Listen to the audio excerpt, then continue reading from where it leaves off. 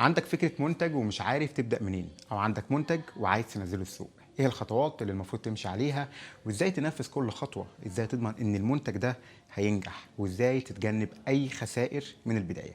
ده اللي هشاركه معاك في الكام دقيقة اللي جايين بطريقة مبسطة تقدر تنفذها بسهولة. معاكم شادي السيد، مستشار علامات تجارية بخبرة اكتر من 15 سنة مع براندات عالمية ومحلية، وبقدم لك في القناة دي كل ما يتعلق ببناء براند ناجح.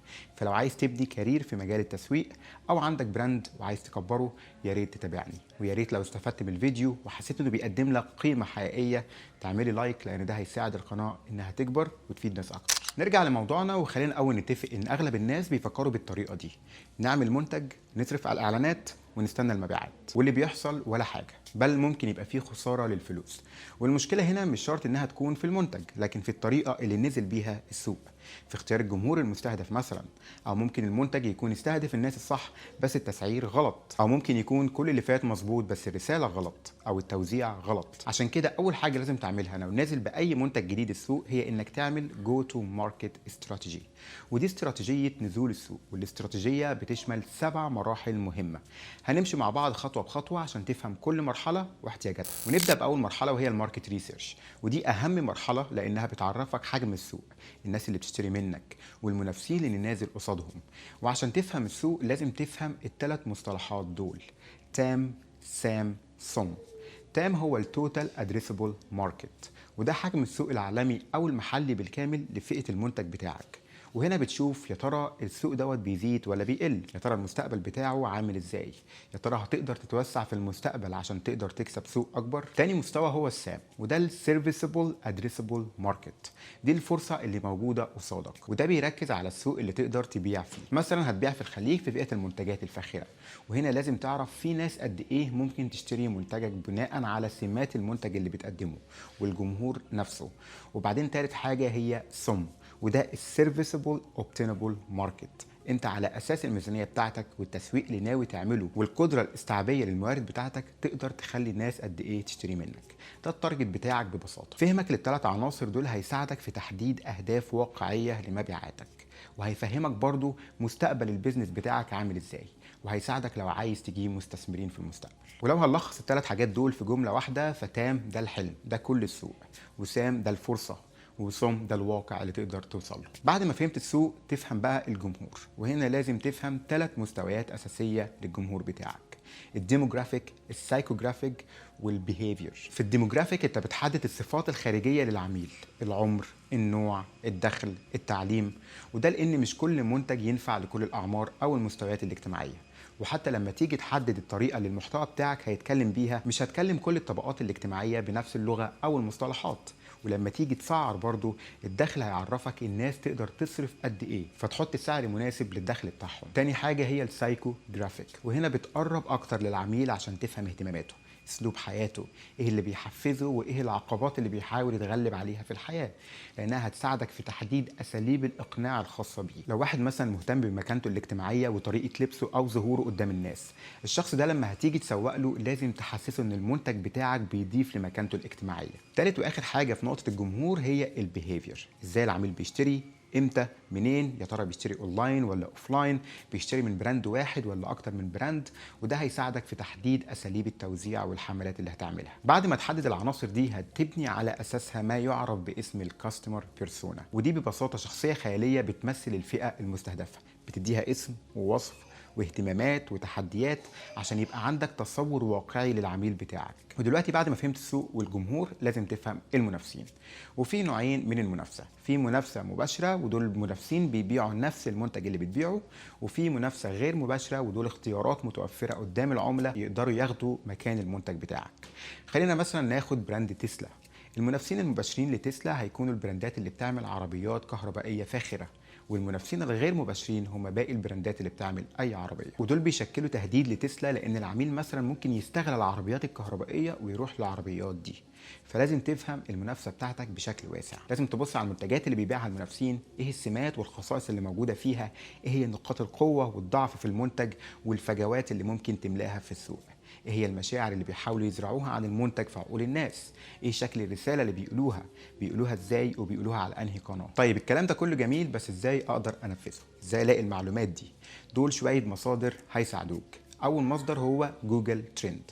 دي اداه مجانيه 100%، هتحط فيها مجال المنتج بتاعك وتشوف الناس بتدور على ايه عشان تفهم الترند في السوق. في كمان اداه اسمها ستاتيستا، وده موقع ابحاث ممكن تلاقي فيه معلومات عن السوق واهتمامات الناس واحتياجاتهم.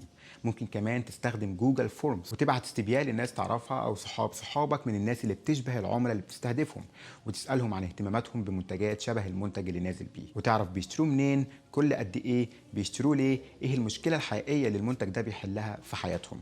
او حتى ممكن تقابلهم شخصيا وتتكلم معاهم باستفاضه. كمان تقدر تبص على صفحات المنافسين على السوشيال ميديا والويب سايت بتاعهم، وتبص على الناس اللي متابعاهم، تقرا التعليقات، تبص على الشكاوي ولا المقترحات ولا الاسئله اللي بيسالوها، تشوف المحتوى اللي بينزلوه، شكل الصور، شكل الفيديوهات، شكل الحملات والقنوات اللي بيستخدموها في الحملات دي. بمجرد ما تخلص المرحله دي ويبقى عندك البيرسونا بتاعتك وبحث السوق والمنافسين، دلوقتي انت جاهز انك تدخل المرحله الثانيه، وهي اختبار المنتج او الفكره نفسها. وهنا قبل ما تروح وتصرف فلوس كتير على شحنه منتجات كامله او على تطوير منتج كامل، بتعمل مينيمم فايبل برودكت، ودي زي عينه من المنتج فيها السمات الاساسيه للمنتج، وتبتدي تبيعها لفئه صغيره من الجمهور، ممكن صحابك مثلا، صحاب معارفك، عشان تشوف رد فعل الناس ايه على الخصائص والسعر مقارنه بالقيمه اللي بياخدوها، ورأيهم في أداء المنتج نفسه. وعلى أساس الفيدباك اللي بتاخده بتبتدي تطور وتعدل في المنتج أكتر قبل ما تنزل بيه السوق بالكامل. الهدف من المرحلة دي ببساطة إنك تأكد نظريتك إن السوق محتاج المنتج بتاعك. والمرحلة دي مهمة برضو لأنها هتوفر عليك فلوس لو نزلت بالمنتج على تقيل وما لقيتش رد فعل كويس.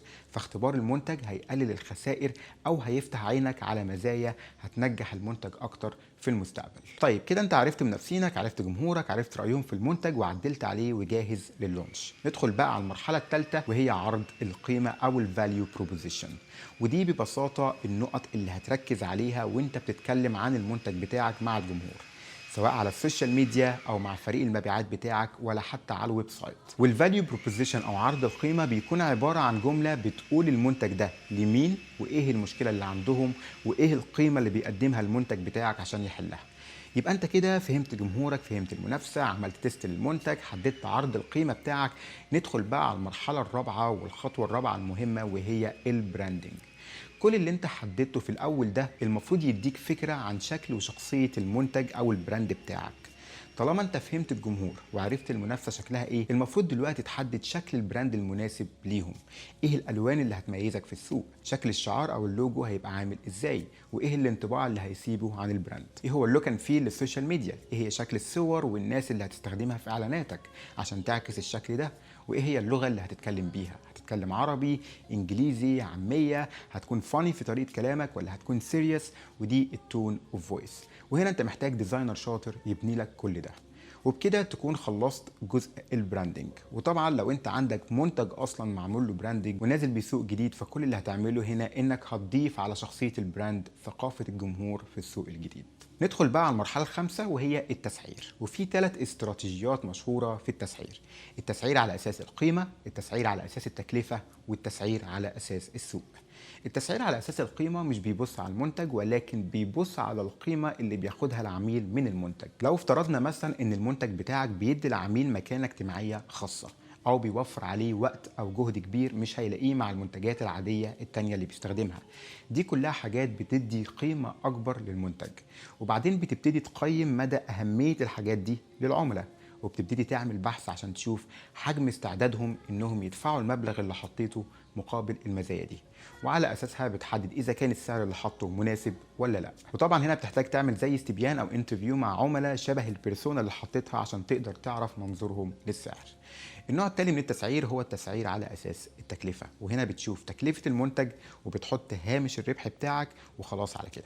وده بتختاره لو المنتج بتاعك عباره عن كوموديتي، شيء اساسي مش محتاج تسعير خاص. واخر نوع من انواع التسعير هو التسعير على اساس السوق، وهنا بتبص على المنافسين والسعر اللي ماشي في السوق وتبتدي تظبط سعرك على اساسه. وطبعا التسعير بالقيمه بيعتبر من افضل الانواع، بس ده بيمشي مع المنتجات اللي ليها مكانه خاصه عند العملاء، زي الساعات، براندات اللبس، مستحضرات التجميل او البراندات الفاخره بشكل عام. ندخل بقى على سادس مرحله وهي التوزيع، ودي المرحله اللي هتحدد فيها ازاي هتبيع المنتج بتاعك وتوصله للعملاء. ايه القناه اللي هتعتمد عليها؟ هل هتبيعه بشكل مباشر عندك محل مثلا او مكتب؟ هل هتبيعه بشكل غير مباشر مثلا مع موزعين هتبيع عندهم المنتج؟ لما بتشوف منتجات زي منتجات التجميل اللي موجوده في الصيدليات او اغلب المنتجات اللي موجوده في السوبر ماركت كلها بتعتمد على التوزيع الغير مباشر. وطبعا ده بيتطلب انك تبني علاقه مع الموزع، تديله مثلا اسعار خاصه ليه عشان يخلي المنتج بتاعك ظاهر وواضح للعملاء. واخر نوع من التوزيع هو انك توزع عن طريق القنوات الرقميه سواء على الويب سايت او من صفحات السوشيال ميديا.